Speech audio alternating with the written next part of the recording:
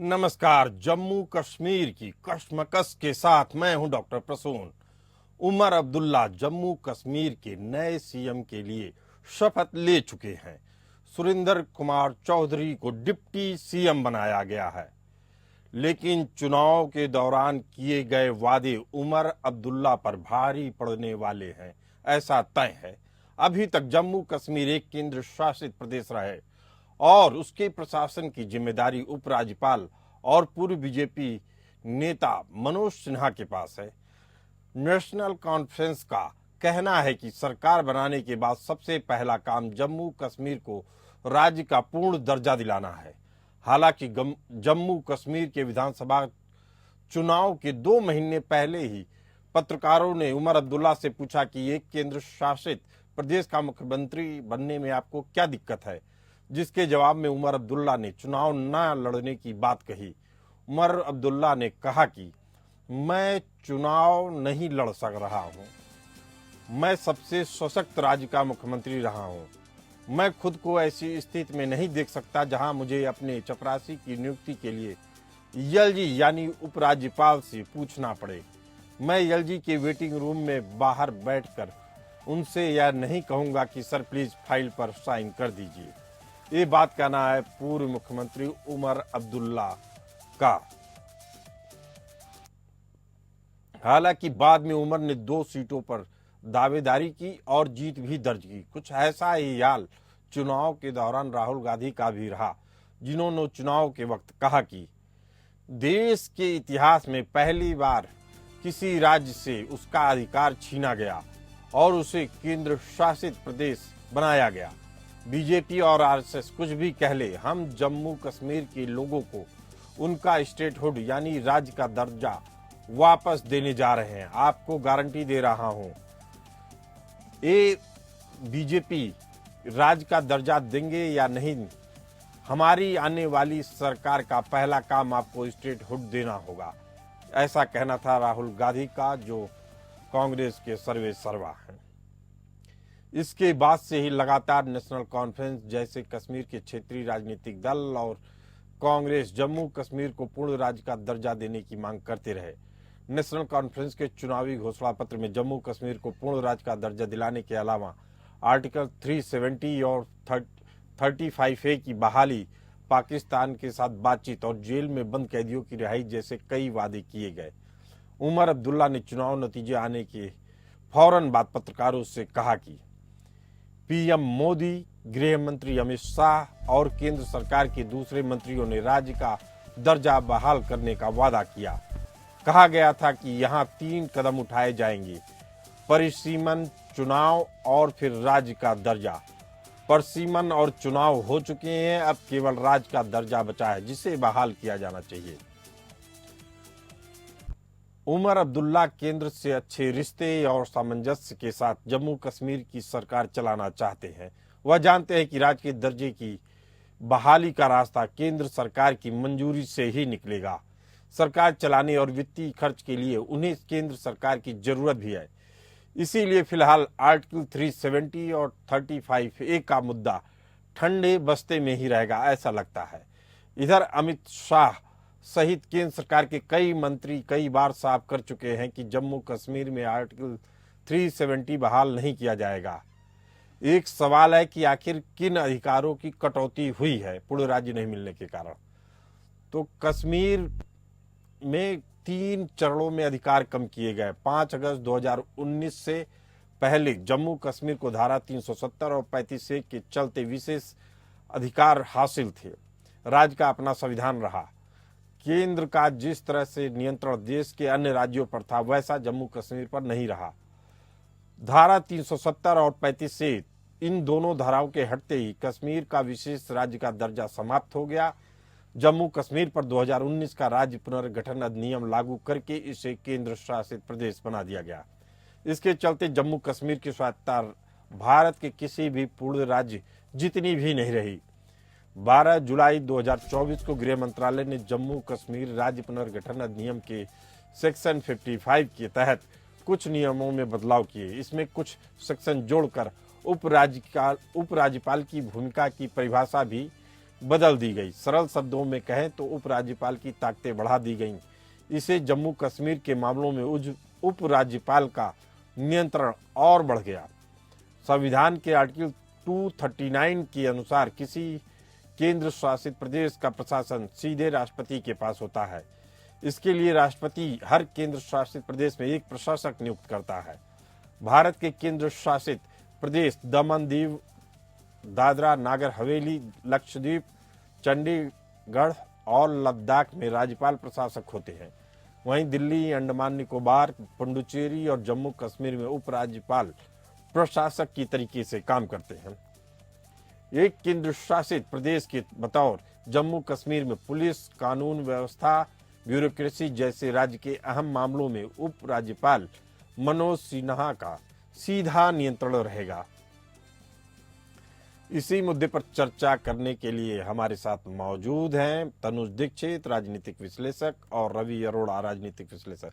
आप दोनों मेहमानों का बहुत बहुत स्वागत है। तनुज जी नमस्कार। नमस्कार। जिस तरीके से परिस्थितियां बन रही हैं, पूर्ण राज्य का दर्जा मिलेगा या नहीं मिलेगा जम्मू कश्मीर को? दूसरा सवाल, क्या जैसे ही पूर्ण राज्य का दर्जा मिलेगा, क्या जम्मू कश्मीर के नेशनल कॉन्फ्रेंस, पीडीपी जैसे दलों के नेता क्या दोबारा 370 की मांग नहीं करेंगे?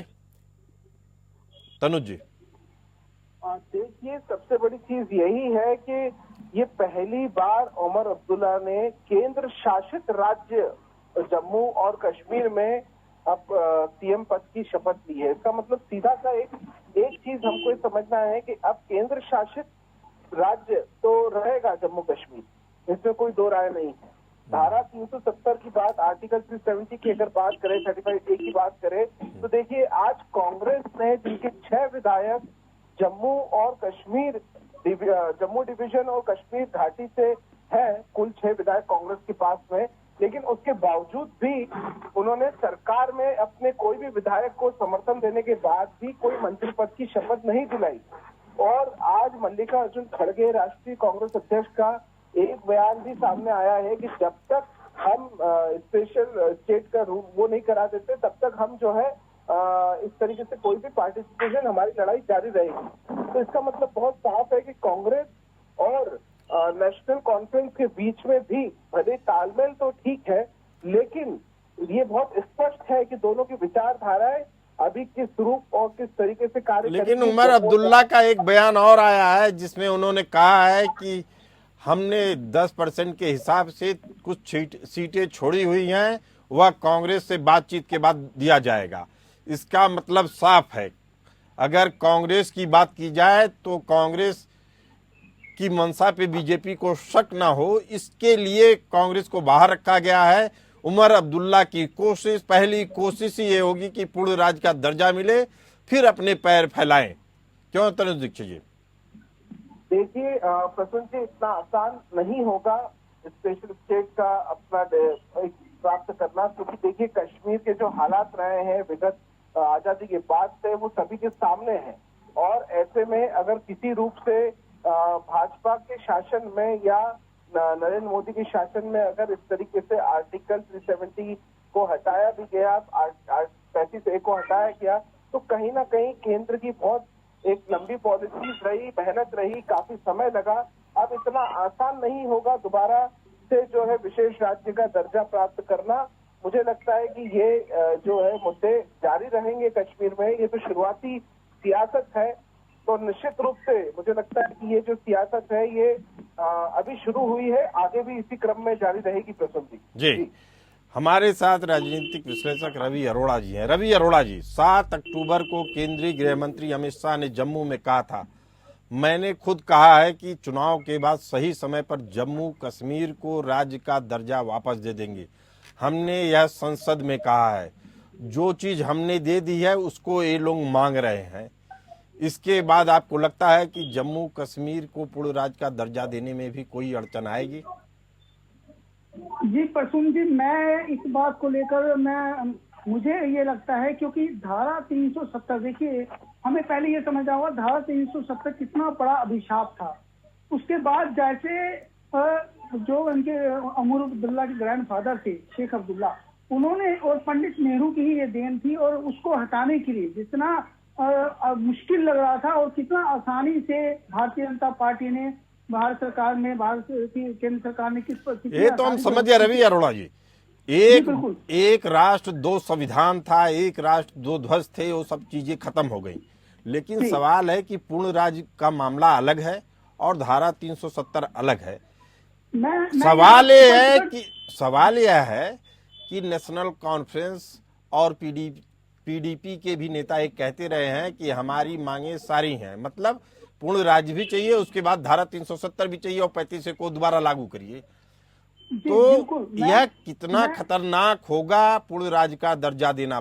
पर सुन जी, मैं यही बात आपको समझाने की कोशिश कर रहा था कि जो आजादी के बाद से अब इतना बड़ा डिसीजन बीजेपी ने इतनी आसानी से ले लिया है। अगर आज की डेट में हम ये कहें कि पूर्ण राज्य का दर्जा, जब तक केंद्र में बीजेपी शासित पर राज्य शासन है केंद्र के अंदर, तब तक यह कभी संभव नहीं हो सकता। क्योंकि और कांग्रेस भी अगर आ जाती है तो कांग्रेस के लिए भी यह डिसीजन लेना अब आसान नहीं रहेगा, क्योंकि पूरे देश भर के पैसा, टैक्स पेयर्स का पैसा किस प्रकार से अलगाववादियों पे खर्च किया जाता था और कैसे पिछली सरकारें धारा 370 के नाम पे वहां के जो इन अलगाववादियों को पालती पोसती थी, यह पूरा देश देखता था। अगर ऐसा होता है, क्योंकि आज पूरा देश समझ रहा है, पूरा देश ये जानता है कि अगर धारा 370 हटना कितना जरूरी था, तो ऐसे में बीजेपी तो ये कभी नहीं करने वाली पूर्ण राज्य का दर्जा। पूर्ण राज्य का दर्जा देते ही ये अलगाववादी फिर एक्टिवेट हो जाएंगे, फिर वही सब कुछ होगा, फिर वही पत्थरबाज निकलेंगे।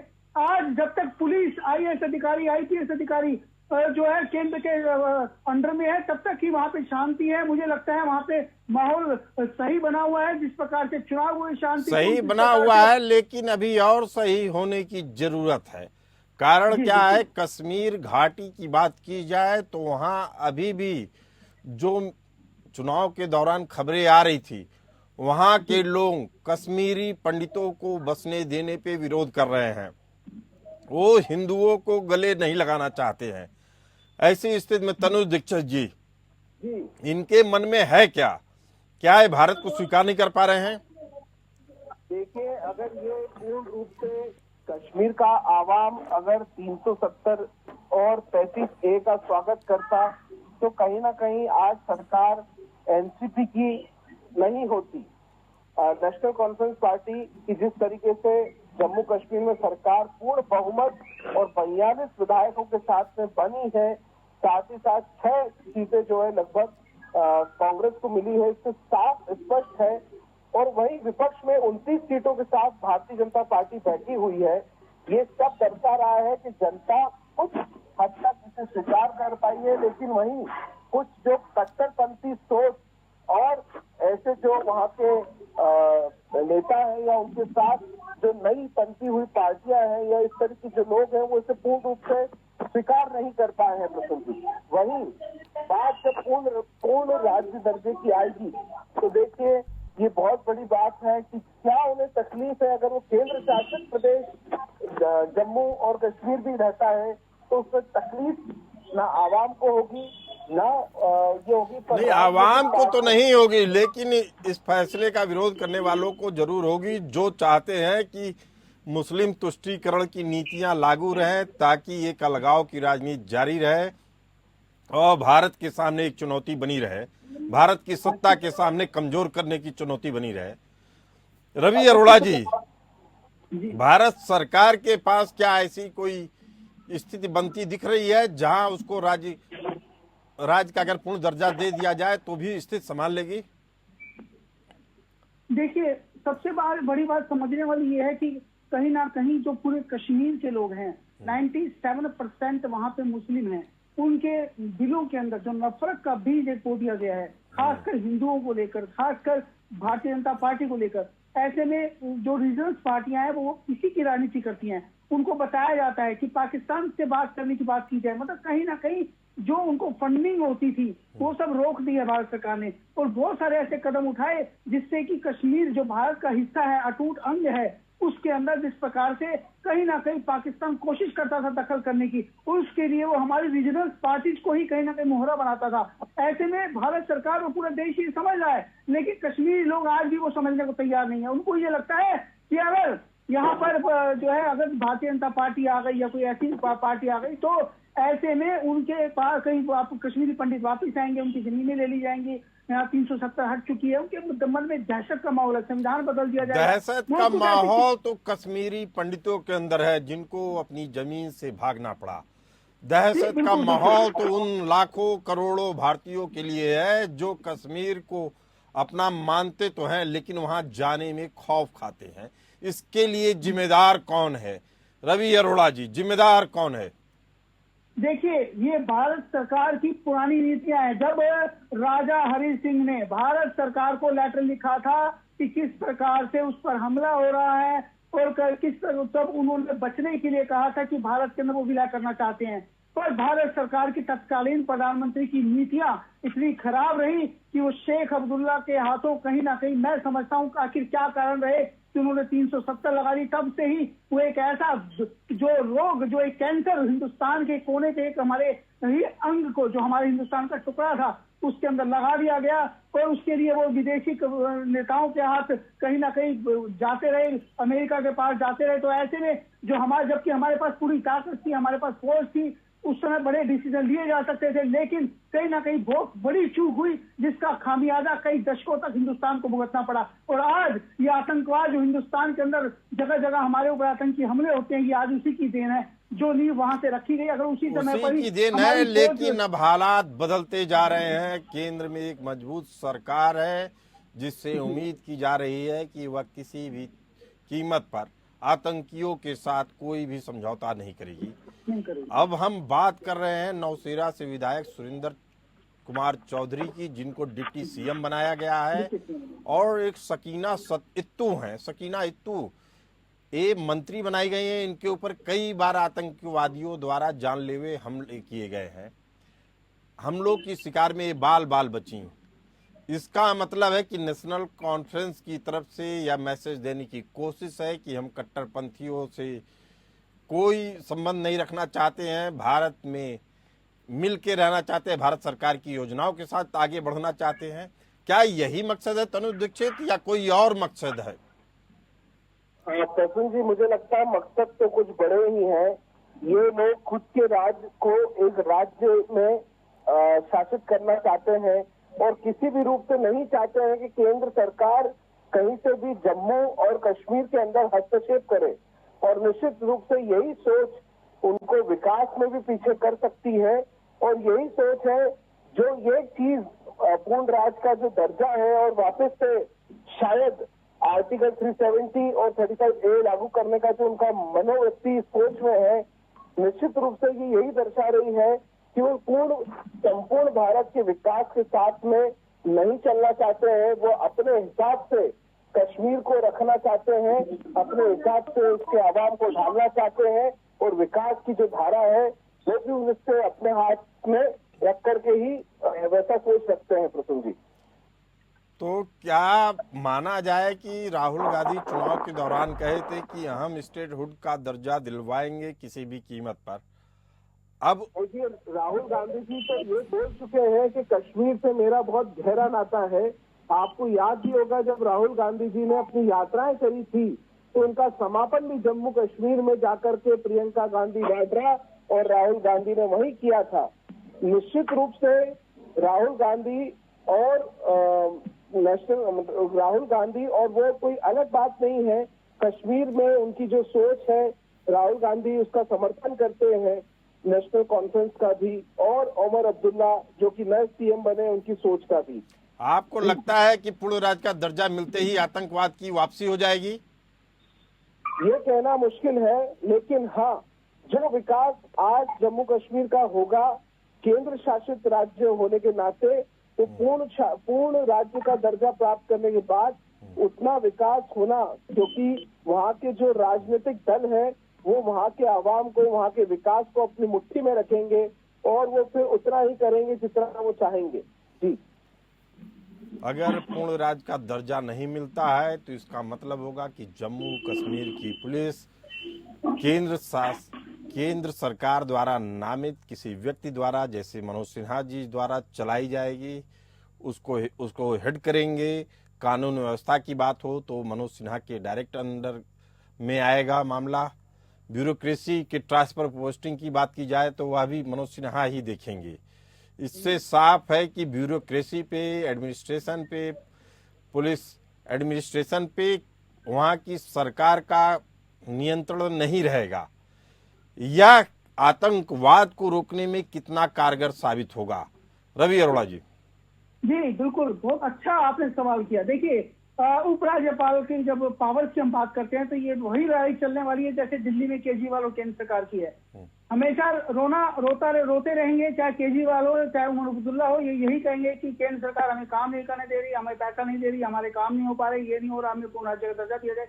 लेकिन क्योंकि केजरीवाल सरकार पूरे देश के अंदर अपना पैर पसारना चाहती है, वो चाहती है दिल्ली के रास्ते अपना रास्ता बनाए, लेकिन वहां पे समस्या दूसरी है, वहां समस्या आतंकवाद की। अगर पूर्ण राज्य का दर्जा दे दिया जाता है तो यह तय है कि जिन अलगाववादी, क्योंकि कश्मीरियों के बीच में जिस प्रकार से इंजीनियर राशिद ने उमर अब्दुल्ला को हरा दिया, आप बात समझिए, बारामूला के अंदर, यह अपने आप में बहुत बड़ी बात थी। और कहीं ना कहीं एक मैसेज है कि अलगाववादियों को और खासकर इन आतंकी लोगों के भी अपने बीच में कहीं ना कहीं लोगों के बीच में अपनी पैठ बना रखी है और इस पैठ को तोड़ना जरूरी है, इनको पहचानना जरूरी है। ऐसे पैर पसारने वालों को, क्योंकि फंडिंग होती है दूसरे देशों से, हमारे दुश्मन। रवि अरोड़ा जी, आपकी बात मान ली जाए तो इसका मतलब साफ है, अभी भी कश्मीरी पंडितों को जो पीड़ित रहे हैं दशकों से इंसाफ मिलने की उम्मीद नहीं है। बिल्कुल, अभी सर मैं समझता हूँ कश्मीरी पंडितों के लिए यह अभी बहुत दूर की कौड़ी है, दिल्ली अभी दूर है मुझे लगता है, क्योंकि इतना आसान नहीं है। क्योंकि सबसे बड़ी बात है कि आज भी टारगेट किलिंग हो रही है। आप समझिए, टारगेट किलिंग कोई ऐसा नहीं है कि वहां के लोकल लोग ही उनको इन्फॉर्म करने वाले होते हैं, अंदर के लोग ही मिले हुए हैं। वहां पे स्लीपर सेल बहुत बुरी तरह से बिछा हुआ है। जब तक उस पूरे स्लीपर सेल को तोड़ा नहीं जाएगा तब तक कुछ नहीं हो सकता, क्योंकि लोकल लोग जब तक उनको सपोर्ट नहीं करेंगे तब तक ये आतंकी टारगेट किलिंग में नहीं कर सकते। खासकर कश्मीरी पंडित अगर वहां पे जाके बसते हैं तो कोई गारंटी नहीं उन लोगों का कि वो कुछ भी कर सकते हैं। तो ऐसे में बेशक से हमारे हाथ कितने भी मजबूत हो, लेकिन अगर टारगेट किलिंग की बात जब होती है तो कोई नहीं जानता कि सामने वाला वो किस मकसद से आया और किसको माने है। ऐसे में पकड़ पाना इतना आसान नहीं होता। तो ऐसे में कहीं ना कहीं मुझे लगता है इतना आसान नहीं है। पूर्ण राज्य का दर्जा देना तो बहुत दूर की कौड़ी है, लेकिन अभी कश्मीरी पंडितों को इंसाफ मिलने वाला नहीं है। सरकार कोई और नई पॉलिसी लेकर आती है, आने वाले टाइम में क्या प्लानिंग है सरकार की, केंद्र सरकार क्या प्लानिंग होगी, बड़ा सवाल है। तनुज दीक्षित, अगर तिरंगे में रंगना है कश्मीर घाटी को तो क्या चाइना जैसे प्लान के तहत काम करना होगा, जहां भारी आबादी को एक जगह बसाया जाता है, फिर उसकी बसावट को फैलाया जाता है और पूरा इलाका एक तरीके से चाइना के रंग में रंग जाता है? क्या भारत को भी यही उपाय अपनाना होगा?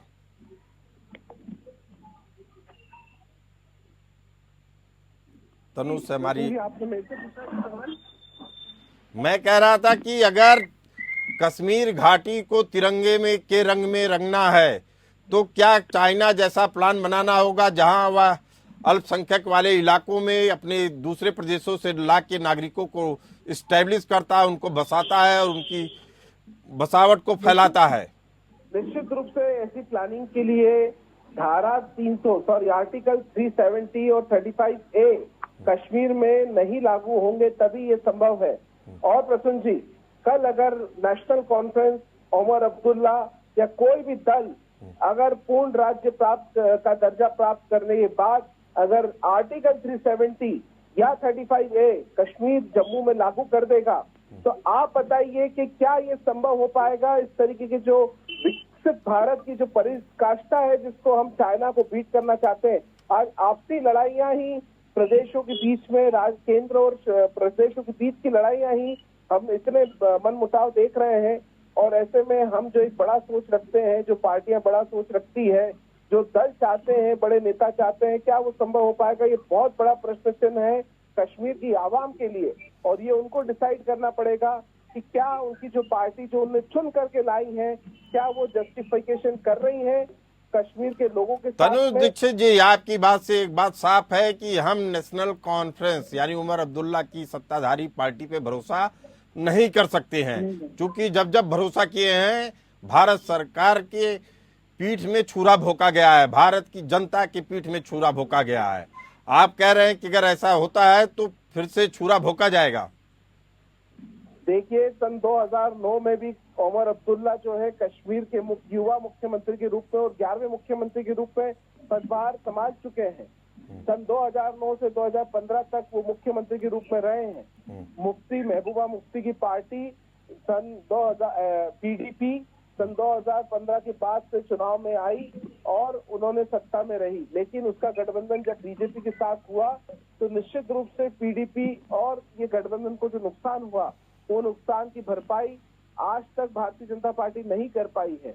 और निश्चित रूप से बात यहाँ पर ये नहीं है कि कितना धोखा देते हैं, बात ये है कि इनकी मंशाएं ये है कि कश्मीर और जम्मू का जो विकास है वो सिर्फ इनके हाथों तक सीमित हो और जितना ये चाहे सिर्फ उतना हो। उसका पूर्ण विकास जो पूर्ण राष्ट्र के साथ हो सकता है, उसमें मुझे नहीं लगता कि दल और दल के नेता और इनका कहीं से भी कोई मन के अंदर ऐसा सोच है, ऐसा देखना बहुत मुश्किल लगता है। पसंद चलिए ठीक है। रवि अरोड़ा जी, 30 सेकंड में चाहूंगा आपसे जवाब दे दीजिए कि क्या अभी भी कांग्रेस की नीति में कोई बड़ा बदलाव देखने को मिलेगा या वैसे ही उसका कश्मीर पे रुक रहेगा, जैसे उन्होंने कहा कि स्टेटहुड वापस करेंगे और आने वाले समय में बड़े बदलाव दिखाई देंगे अगर हम सत्ता में आते हैं तो? देखिए, जो बीजेपी ने जनता से वादे किए हैं, आप समझिए किस प्रकार से, जब तक वो केंद्र में नहीं आते तब तक कुछ नहीं कर सकते, कोई अथॉरिटी उनके पास नहीं है। ना ही मुझे ऐसा लगता है कि भविष्य में ऐसी कोई उम्मीद उन्हें रखनी चाहिए। जनता को बेशक से जो मर्जी लुभावनी बातें कर सकते हैं, लेकिन सच्चाई है कि उनके पास हाल फिलहाल तो उनके पास कुछ है ही नहीं, क्योंकि उन्होंने मंत्री पद से लेने से इनकार कर दिया। एक मंत्री पद मिल रहा था, 2 मांग रहे थे, तो कहीं ना कहीं वो बाहर से समर्थन दे रहे हैं। तो ऐसे में मैं समझता हूँ ये लोक लुभावनी बातें हैं। जो सीटें उन्होंने जीती भी हैं, ये वो सीटें थी जो उनको नेशनल कॉन्फ्रेंस से अलायंस में लड़ने के लिए थी, और जहाँ पे नेशनल कॉन्फ्रेंस का भी प्रभाव था, कुछ कांग्रेस का भी था, कुछ बीजेपी के खिलाफ भी वहाँ माहौल था। लेकिन सच्चाई ये है कि कांग्रेस को वहाँ की जनता ने, मुझे नहीं लगता कोई खास, कांग्रेस को जनता ने नकार दिया है। जम्मू कश्मीर के लोगों का कांग्रेस पर उस तरह से भरोसा नहीं है जैसा उन्होंने नेशनल कॉन्फ्रेंस पे दिखाया, और इसी कारण से अब कांग्रेस में भी असमंजस है। आप दोनों मेहमान इस खास चर्चा में जुड़े रहे, आप लोगों का बहुत बहुत धन्यवाद। फिलहाल इस बुलेटिन में इतना ही, हमें दीजिए इजाजत। चलते रहिए एपीएन न्यूज के साथ।